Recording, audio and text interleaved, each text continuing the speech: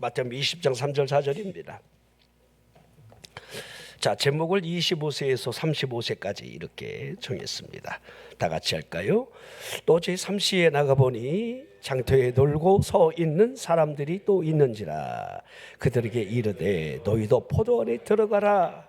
내가 너희에게 상당하게 주리라 하니 그들이 가고. 아멘.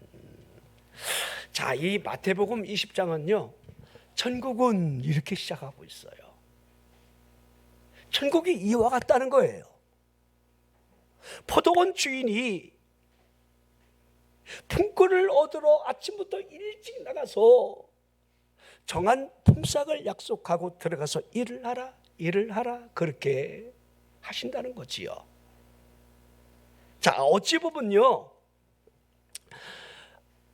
하나님이 우리를 부르시는 이 부르심에 대한 이 모습을 한마디로 이렇게 표현을 하고 있는 거거든요. 아침에 일찍 나갔다, 일찍 들여보냈다. 하나님의 일에 일찍 들어간 사람은요, 어찌 보면 모태부터 부를 수도 있어요. 하나님이 큰 자가 어린 자를 섬기리라, 복중의 상태가 있는 리브가를 향해서 말씀하시는 그 말씀의 의미가 분명한 목적이 있는 거지요. 하나님이 부르심이지요.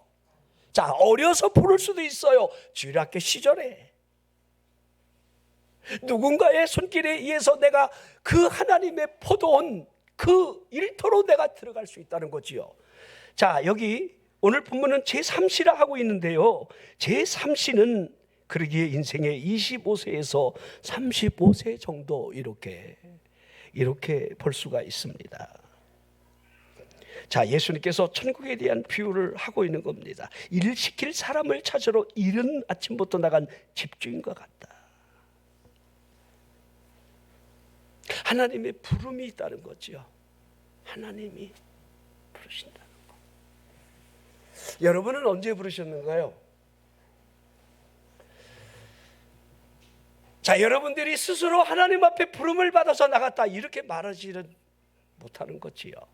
우리 창세기 12장에 하나님이 아브라함을 부르시는 장면이 창세기 12장의 시작이 되거든요. 자, 여호와께서 아브라함에게 이르시되 너는 너의 고향과 친척과 아버지의 집을 떠나 내가 내게 보여줄 땅으로 가라. 자, 떠나라는 거죠. 일단 떠나면 내가 내게 보여줄 그 땅이 있을 것이다 라고 하는 거죠. 너 어디다 라고 하나님이 지도로 여러분 정해준 것이 아니에요. 창세기 1장부터 11장까지는요 인간의 혼돈 그 자체가 기록이 되어 있는데, 자, 바벨탑 사건까지 여러분 11장이 기록되어 있습니다. 인간의 혼돈 그 자체예요. 에덴 동산에서의 타락, 그 타락의 깊이가 여러분들 얼마나 여러분들 깊은 수렁리까지 내려갔는지 하나님이 노아를 선택하면서 인류를 멸망시키는 대홍수의 사건. 그렇죠. 우리 어찌 보면요, 우리 인류는요 노아의 후손들이라 할 수 있어요. 다 망했잖아요. 그들 8식구만이 구원을 받았잖아요. 자, 이제 12장의 시작에 하나님이 한 사람을 지목하면서, 지금 아브라함을 지목하면서 하나님이 이제 구원을 계획하시려는 그 뜻을 이루기 위한 하나님의 계획, 그 방법이 지금 시작되는 겁니다. 첫 출발이 시작되는 거예요. 하나님의 선택된, 왜냐하면 하나님이 여자의 후손을 통해서 구원하시려는 하나님의 그 큰 뜻, 그게 갈라디아 4장 4절의 말씀이지요. 그 뜻을 이루려는 출발의 시점이 하나님이 아브라함이었다는 거예요. 아브라함. 근데 아브라함의 아버지 데레가요 우상을 파는, 여러분들 우상 장사라는 거 여러분 아시잖아요. 그러니까 하나님이 누군가를 부르신다, 선택하신다라고 하는 그 의미는요 우리가 상상 불가해야 하는 거예요. 그리고 이삭과 야곱과 요셉이라고 하는 이 4대 족장의 삶이 창세기 여러분들 50장까지 끝이 나는 거예요. 자, 하나님은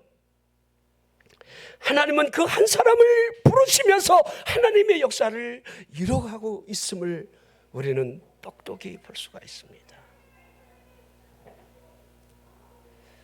자, 여러분들이 아시는 대로 이 창세기에 여러분들 70명의 대가족을 이룬 그들이 야곱이 애굽으로 들어가는 그 장면은 요셉 때문에 그랬지요.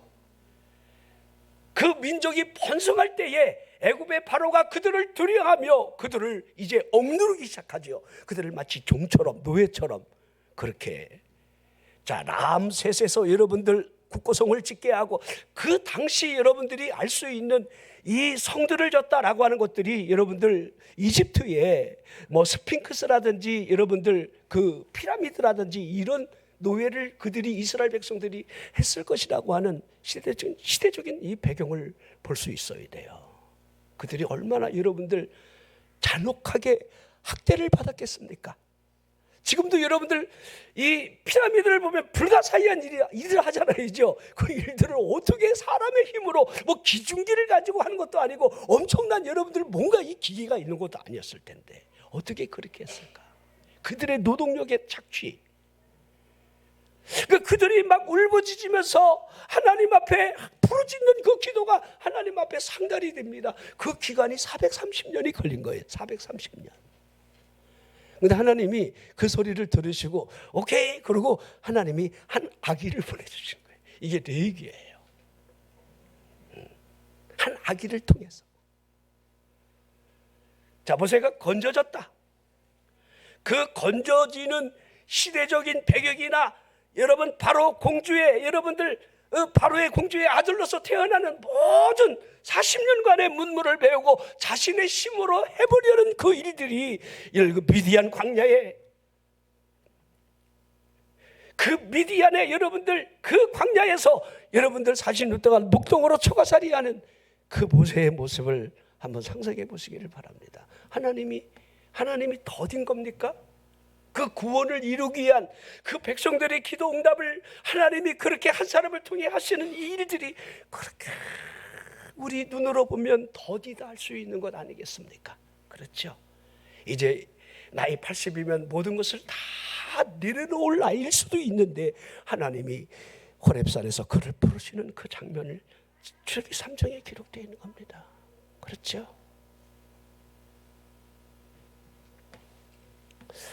자, 여러분들이 호렙산에서의 이 떨기나무에서 불이 붙어갖고 활활 타오르는 그 장면을 보려고 가까이 다가가는 이 모세의 모습에서 여러분의 인생살이에서 뭔가 보기 위해서 저 교회에 뭔가 불이 붙었네. 누군가가 나를 하나님 앞으로 이끌어가는 이 방향성은요, 그 누구도 예상하지 못한 일들로 일어나게 됩니다. 자, 하나님의 부름이 있었다는 거. 하나님의 부름. 여러분이 아시는 사무엘 선지자는 대단하죠. 그렇죠? 대단하죠. 오늘 제가 오전에도 삼손에 대한 이야기를 잠깐 비쳤는데 삼손 또한 나실인으로서 사사로 선택된 아주 특별한 사람으로 태어났습니다. 근데 이 사무엘이 동일해요. 한나의 기도가 있었지요. 하나님 앞에 선한 기도의 아들로 태어난 그를 젖을 떼는 시기에 여러분 실로의 데려가 하나님 앞에 바치는 이 한나의 믿음이 그 출발이지요. 그 아이가 엘리 제사장 성전 곁에 하나님의 벽계 곁에서 여러분들 하나님을 섬기는 시종되는 그 일을 시작을 합니다. 묵묵히 엘리 제사장이 그를 사무엘아 부르면 달려가서 제가 무슨 일을 할까요? 왜 부르셨습니까? 이게 늘 그의 삶이었지요.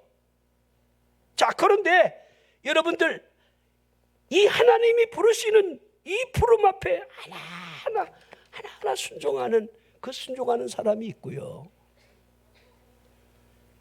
엘리에게는 두 아들이 물론 있었습니다. 그들도 제사장입니다. 그 이름이 홈니와 비느하스라는 거 아시지요? 자, 그런데 이 아들들이 해망문에서 수동드는 여인들과 동침을 하게 됩니다. 엘리가 두 아들에게 하나님 앞에 죄를 짓지 말라 그렇게 말을 안 한 것이 아니에요. 그런데 이 두 아들은 하나님의 성전에서조차 하나님이 두렵지 아니한 그러한 폐악을 저지르는 거지요. 사무엘상 2장 25절에 보면 사람이 사람에게 범죄하면 하나님이 심판하시려니와 만일 사람이 여호와께 범죄하면 누가 그를 위하여 간구하겠느냐. 네. 그들이 자기 아버지의 말을 듣지 아니하였으니.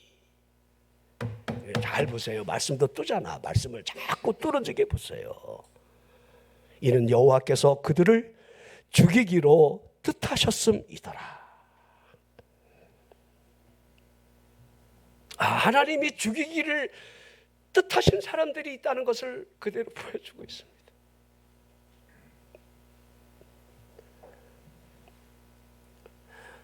성전 법궤에서 자기 선생님이 부를까봐 귀를 세우고 잠을 자고 있는 이 사무엘에게 하나님이 부르시지요. 사무엘은 하나님의 음성을 들은 적이 없습니다. 엘리 제사장에게로 달려가 이 일을 3번씩이나 반복을 하는데요. 그래도 무능하고 영적으로 눈이 닫혔던 엘리였지만은 하나님이라는 사실을 느낌적으로 깨닫고 너를 부르는 소리가 있거든. 이제는 여호와여 말씀하소서 주의 종이 듣겠나이다. 그렇게 말을 하라 시키지요. 사무엘상 3장 10절을 볼까요? 여호와께서 임하여 서서 전과 같이 사무엘아 사무엘아 부르시는지라. 사무엘아 사무엘아. 자, 하나님의 부르심에는 전부 이렇게 개별적인 여러분들 부름이 있었다는 사실을 한번 잘 이해하셔야 돼요. 그렇죠? 아브라함아 그렇지요. 모세야 그렇지요. 사무엘아 사무엘아. 자, 하나님께서 우리를 부르심에는 그 특별한 은혜가 있습니다. 여러분이 이 땅에 살아가면서 가장 잘한 일은 예수를 믿어 거예요. 근데 여러분이 믿은 게 아니라 하나님이 여러분을 부르시는 거예요. 하나님이. 자, 우리 12 제자를 부르시는 이 장면도 그렇고요. 사도행전 9장의 다소의 사울을 다메섹 도성에서 가로막고 여러분들 부르시는 그 장면도 여러분 가만히 보세요. 그분의 일방적인 그 부르심이에요. 자, 우리가 하나님의 일을 한다, 하나님의 부름을 받았다라고 하는 그 앞에 서서 자기 스스로에 대한 대단한 존재인 양 이렇게 여러분들 생각하는 것처럼 위험한 것은 없습니다. 물론 본질적으로 사람이 뭔가 인정받고 싶어하고 앞에 나서기를 원한다는 거 그거 누가 부인하겠습니까? 그래서 한국 사람 10사람이 지나갈 때 사장님 그러면요 9사람이 뒤를 돌아본대요. 그리고 한 사람은 전무래요. 다 한국 사람들은요 의식적으로 이 리더십이 굉장히 강한 민족으로 여러분들 하나님이 만들어놨어요. 그러니까 한국 사람들은요 어디를 가든지 머리가 되지 결코 꼬리가 안 돼요. 외국에 나가서 한국 사람들이 여러분들 남의 밑에서 종업원하고 그런 사람 별로 없어요. 세탁소를 차려도 내가 사장해야지. 그게 한국 사람들의 거예요. 이 한국 사람들은요 하나님이 특별한 민족으로 이미 부르신 거예요. 미국 사람들, 외국 사람들은요 잠자리가 일단 침대가 필요합니다. 침대가 아니면요 어디 나가서 몸을 자유롭게 활동하기 어려워요. 또 미국 사람들은 일단 식사가, 서양 사람들은 일단 식사가 양식입니다. 그렇죠. 근데 한국 사람들은요 돌바닥에서도 자. 침대 필요 없어요. 지금 침대 문에 젖어 있어. 아유 허리 아파 보자. 선교사 될 생각하지 마라. 하나님이 부르시지 않아. 먹는 거 말해볼까요? 양식도 잘 먹지, 중식도 잘 먹지, 한식은 물론. 저는 필리핀 가니까요 필리핀 음식이 왜 이렇게 맛있어? 그래서 내가 하나님 날 이렇게 부른 것 같긴 한데, 근데 우리 원장을 보니까 안 불러온 거야. 하나님이 부르면 세트로 불러가야 되는데 나는 부른 것 같은데 우리 원장이랑 고추장만 찾고 김치만 찾는데 그 필리핀에 여러분들 그 부슬부슬한 곱슬밥이 마음에 안 들고 볶음밥이 많이 마음에 안 들고 훈제같이 돼지고기 어린 것이 여러분들 막 돌아가면서 막 벼주는데 난 너무 좋은 거야.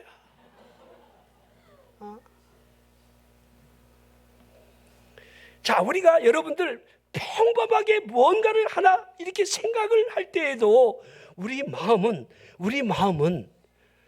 내 스스로 정하는 게 아니라는 거 너무도 잘 압니다. 이 초대교회 복되의 아나니아 삽비라 사건을 보면 너무도 잘 알 수 있어요.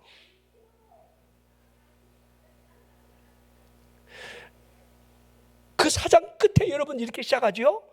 그 사람이 여러분 요셉인데 구브로 사람 바나바라고 있습니다. 구브로 사람. 그러게 여러분들 바울과 바나바가 제일 먼저 사도행전 13장의 금식 기도를 통해서 성령이 보낼 때에 제일 먼저 1차 전도 여행을 떠나게 될 때 구브로 섬으로 들어갑니다. 이게 구브로 사람, 이 요셉이라고 하는 이 바나바의 고향이에요. 그 섬으로 여러분들 직행해서 들어가는 거예요. 안디옥에서 시작해서 구브로 섬으로 들어가는 거예요. 이게 선교 여행의 시작이에요. 이 구브로 섬에는요, 죽었다가 다시 살아난 나사로가 그곳에 또 여러분들을 옮겨서 살았어요. 거기에 여러분 그의 무덤이 있다고 합니다. 나사로의 무덤이.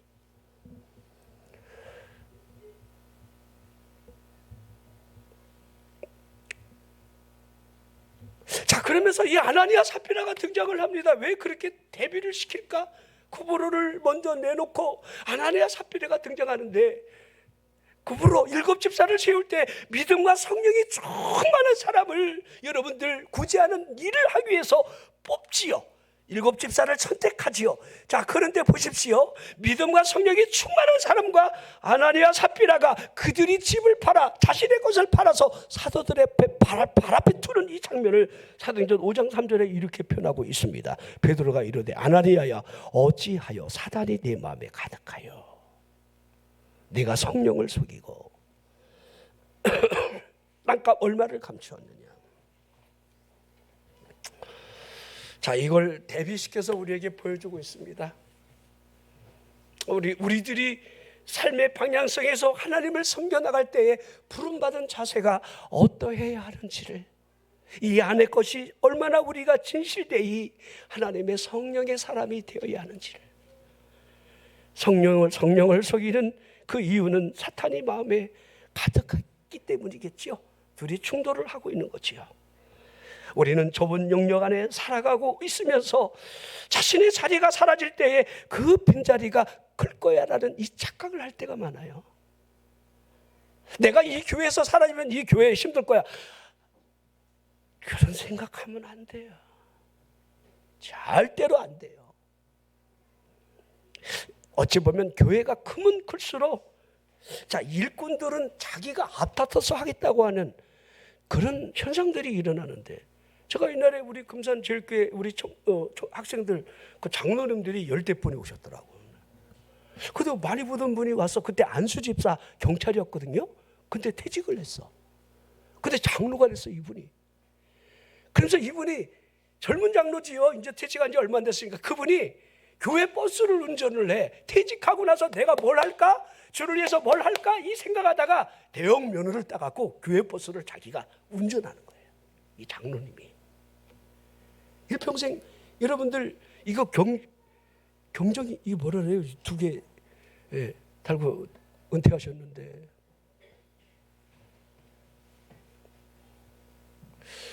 주일학교 때 여러분들 그 선생으로 애들 왔을 때도 거기서 학생일 때도 와서, 근데 이상할 정도로 여러분들 교회가 작으면 작을수록 교만한 일꾼들 때문에 너무 힘들어한다는 거예요. 교만한 일꾼들이 작은 교회 너무 많다는 거예요. 나 아니면 이 교회 안 돼. 이 의식이 여러분 얼마나 사탄의 생각인지. 큰 교회에서 왜 이렇게 열심히, 직분 때문에요? 알아달라고요? 우리 교회는 적당한데 이게 또 문제야. 나서서 하지도 않고 안 나서지도 않고, 이게 또 문제예요.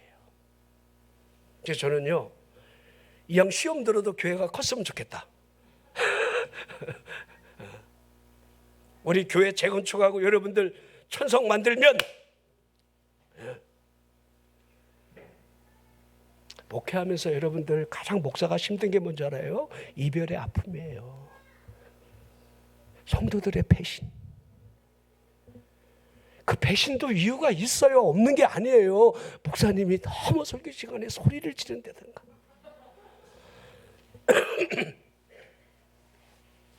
사람과의 관계성 속에서 뒤틀러지는 수많은 그 일들이 왜 없습니까? 그러나 한 가지 분명한 사실은요, 여러분들, 내가 마음에 맞는 교회는 이 지구상에 없다는 거예요. 그냥 송면 목사님의 설교를 그냥 은혜로 들으십시오.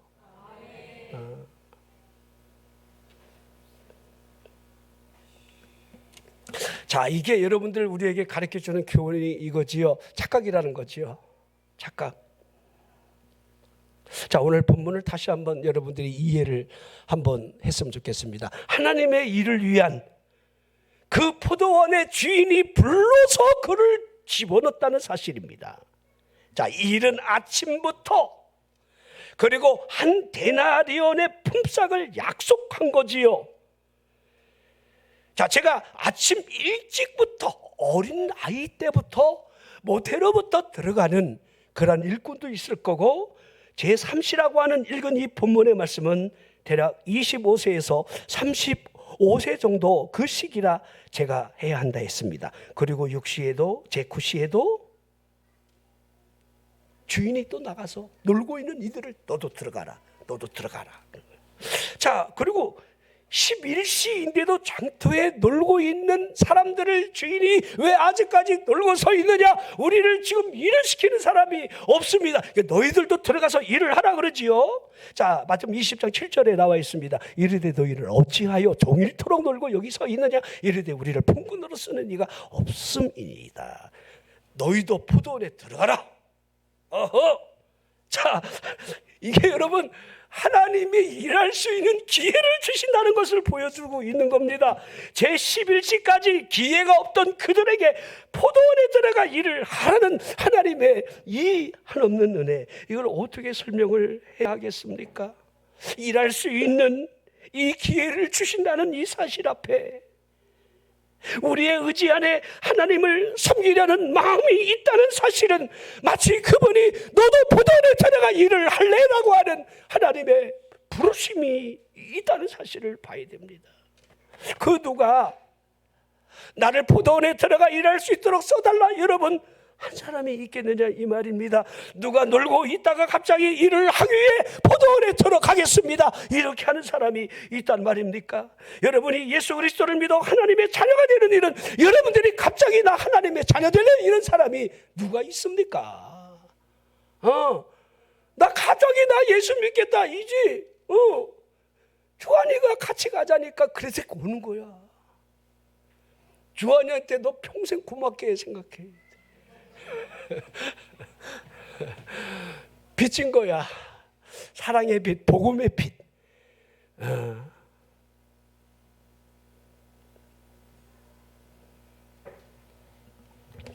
하지만 저 아이 마음에 그 충동이 일어나는 것은 하나님이 하신다는 거예요. 그 누가 교회 가자, 나랑 같이 교회 가자 그런다고 여러분들 그 마음을 열 수 있단 말입니까? 없습니다. 그러기에 하나님의 부르심에는 시기와 때가 있음을 보여주고 있습니다. 부르심의 분명한 때. 여러분이 아시는 대로 우리 예수님께서 공생애를 시작하시는 그 시작이 요단강에서부터의 세례지요. 자, 12세 때의 일은 기록이 되어 있지만은 여러분 그 어린 적, 중간 적은 기록이 전혀 안 돼 있습니다. 30세 때에 우리 예수 그리스도께서 이제 복음을 향한 그 사역의 시작을 요단강에 가서 세례를 받으시면서 하나님의 아들됨을 보여주는 거지요. 세례를 받고 물에서 올라오실 때에 하늘문이 열리고 비둘기 같은 성령이 그 위에 임하면서 하늘의 소리가 들리기를 이는 내 사랑하는 아들이다. 너희는 저의 말을 들어라. 분명하게 여러분들 하늘에서 3번의 음성이 그분 위에 임했는데 여러분들이 이 설교는 또 한편 들은 적이 있을 겁니다. 기억이 날 겁니다. 변해산에서의 음성, 그리고 마지막 십자가를 지기 전에 여러분들 그 성전에서 여러분 분명하게 번개 우레처럼 똑똑하게 들렸던 그 음성, 3번의 음성입니다. 자, 비둘기 같은 성령이 그 위에 임하는 걸 보면서 세례를 주던 세례 요한이 이번이 메시아다, 그리스도라는 사실을 여러분들 확증을 갖죠. 그러기에 요한복음 1장 29절에 그 이튿날 그분이 자기 앞에 나오는 걸 보면서 그가 뭐라 합니까? 보라, 세상 죄를 지고 가는 하나님의 어린 양이로다. 이게 요한복음 1장 29절의 말씀이에요.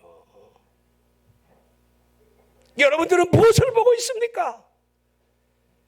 여러분들이 믿어 여러분들 가슴 속에 확신을 갖는다라고 하는 것은 단 하나입니다. 성령의 인침. 성령이 여러분의 눈을 열지 않으셨다라고 한다면 여러분들은 언제든지 갈치차처럼, 왜? 인침이 없으니까 보이는 게 없어요. 아버지라 할 수 있는 힘을 잃어버리는 거예요.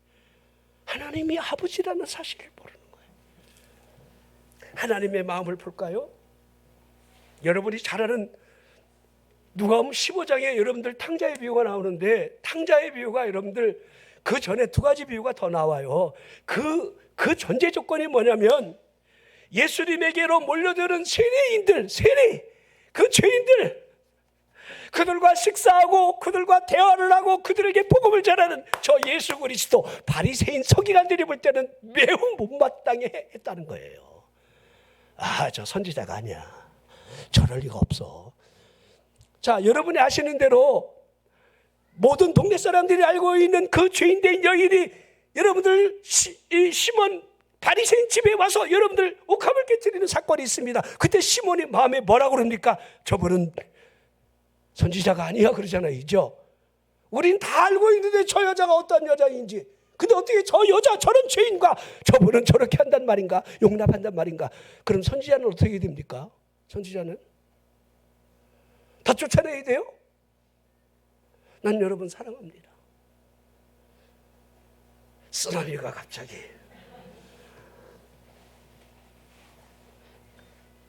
자, 그때 우리 예수님이 양 100마리 비유를 하는 거죠. 한 마리를 잃었을 때 99마리 놔두고 한 마리 찾으려고 막 가서 찾는데, 그걸 잃었던 양을 찾고 들어와서 동네 여러분 찾았어요. 그리고 잔치를 하는데 난 그게 너무 이해가 안 되더라고. 한 마리 찾아와 갖고 여러분들 동네 여러분 잔치하려면 동네 잔치 양 5마리 잡아야 돼. 생각해 봐봐. 10드라크마 비유를 또 하시지요? 하나를 잃어버려서 그거를 막 쓸고 닦고 막 하나를 찾는데 너무 좋아갖고 동네 여러분하고 또 잔치를 한대.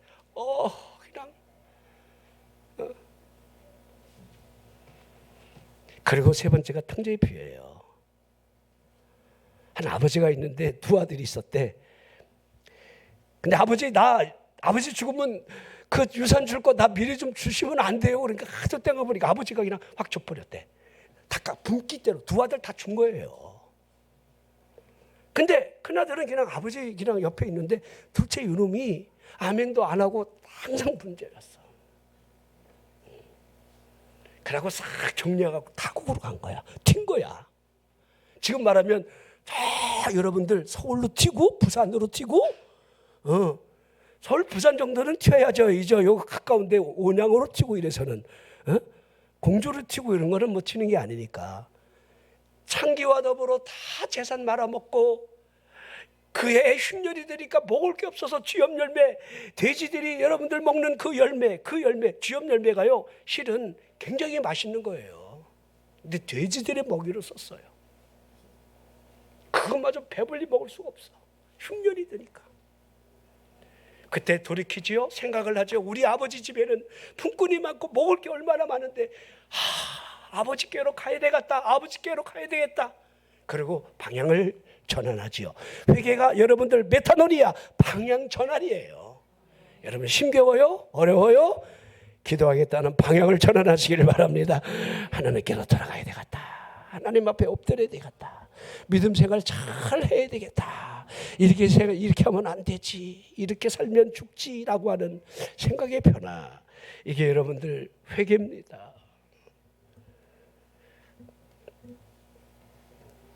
자, 제가 지금 본문에 없는 얘기를 하다 보니까 아직 할 얘기는 많은데 시간은 많이 가고, 이거 어떻게 대략 이렇게 이걸 수습을 좀 해야 되겠는데, 오늘 저녁에 아멘도 안 하고, 오늘 저녁 혹시 안 드셨어요? 뭔가 먹은 게 좀 불편해요? 아멘 안 하기로 작정하신 건가요, 오늘은? 목사님 설교에다가 좀 칼칼하게 여러분들 고춧가루 좀 뿌려야 될까요?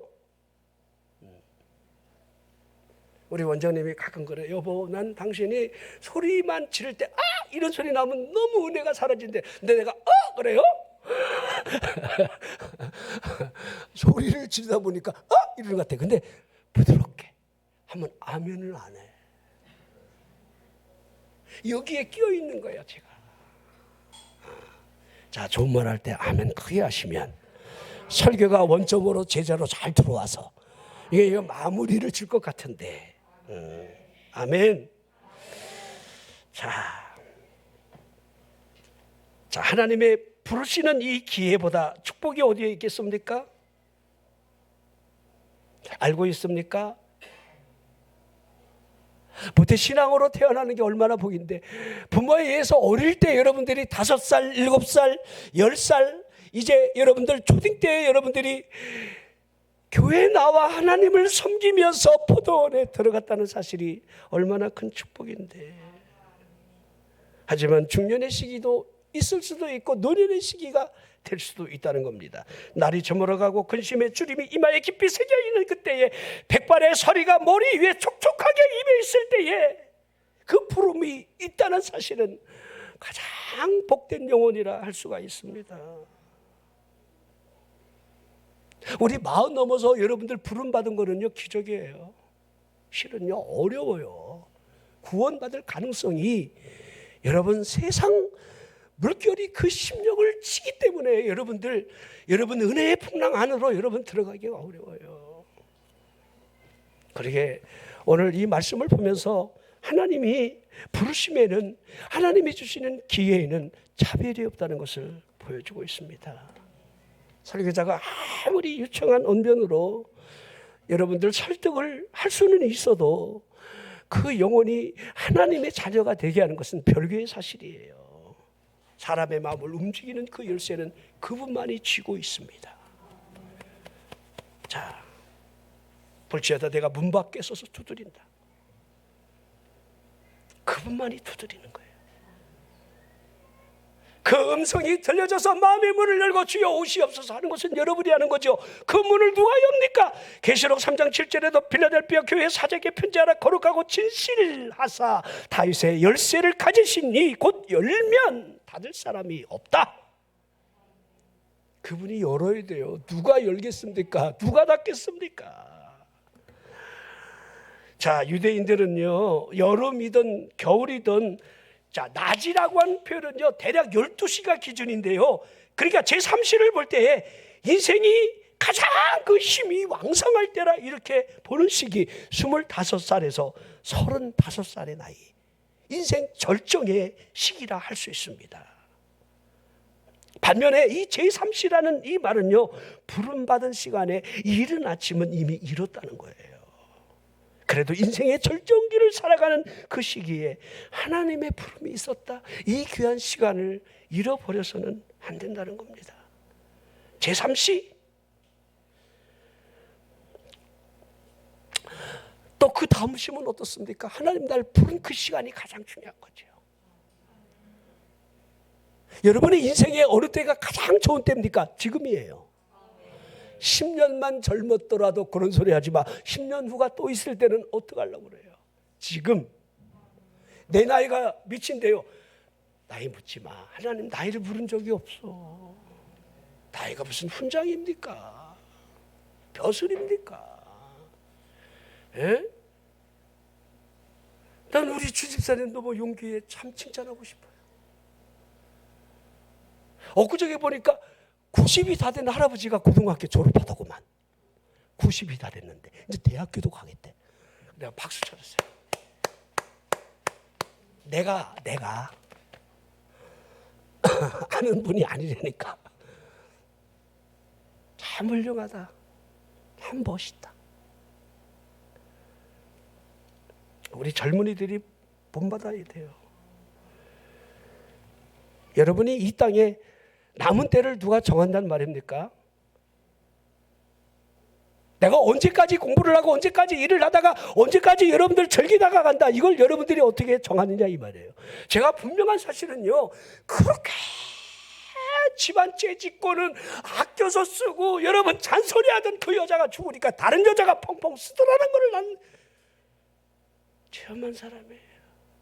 우리 교회가 개척교회가 여러분 그 집에 새로 들어갔을 때 직접 체험했던 일이에요.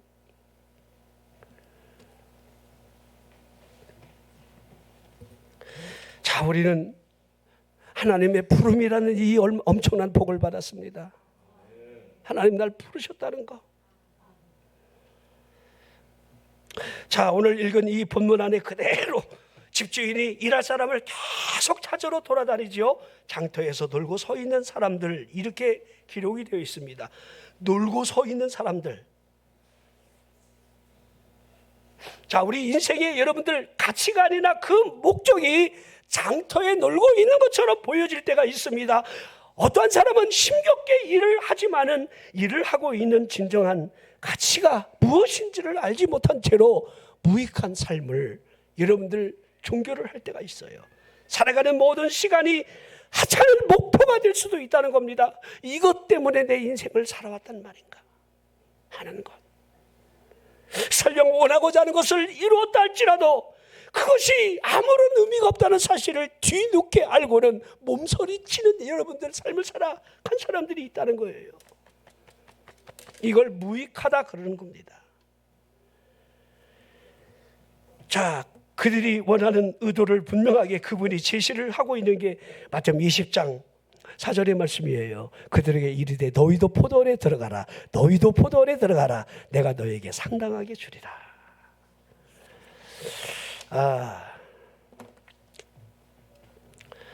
자, 여러분들이 이 포도원 주인의 의도를 좀 아셔야 됩니다. 포도원 주인의 의도.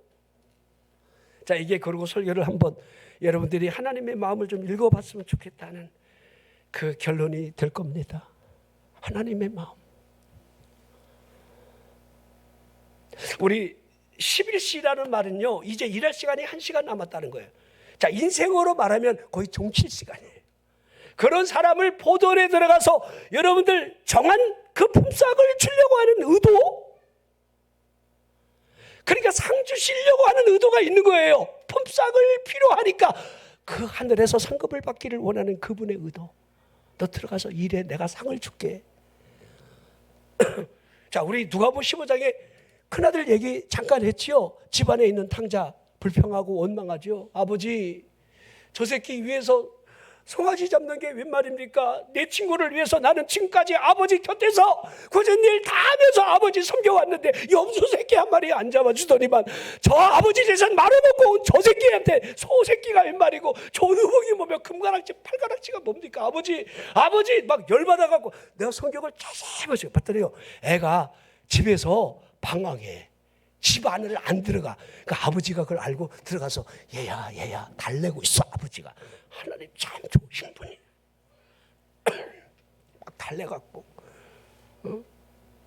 근데 하나님이 그래, 내가 네 거고 네게 내 건데 어서 많이 듣는 거죠?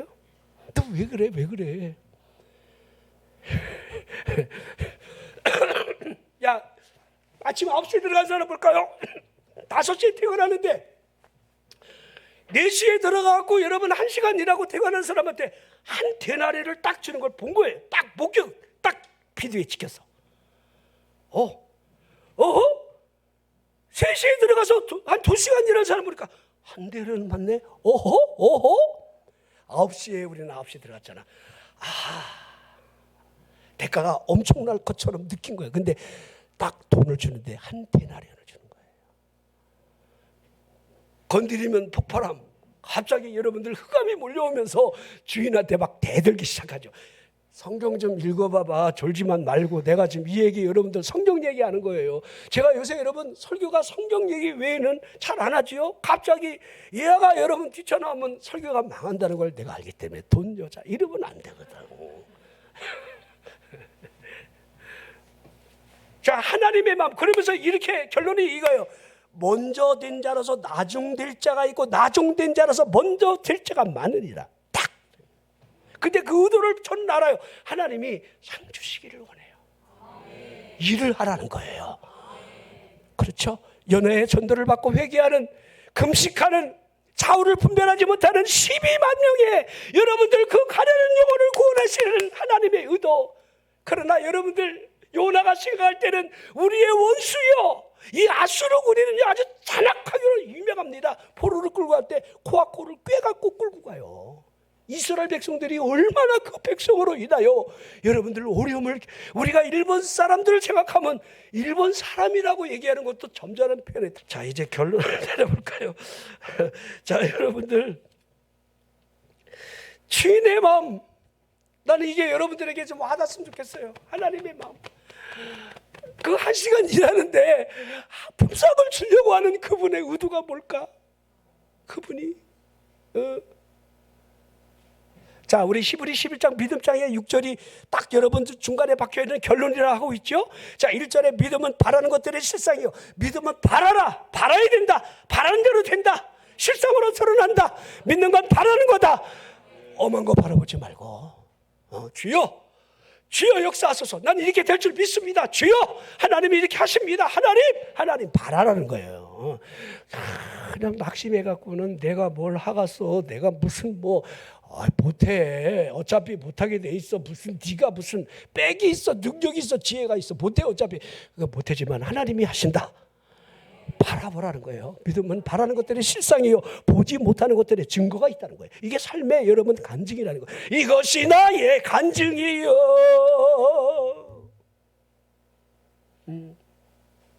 그렇게 된다.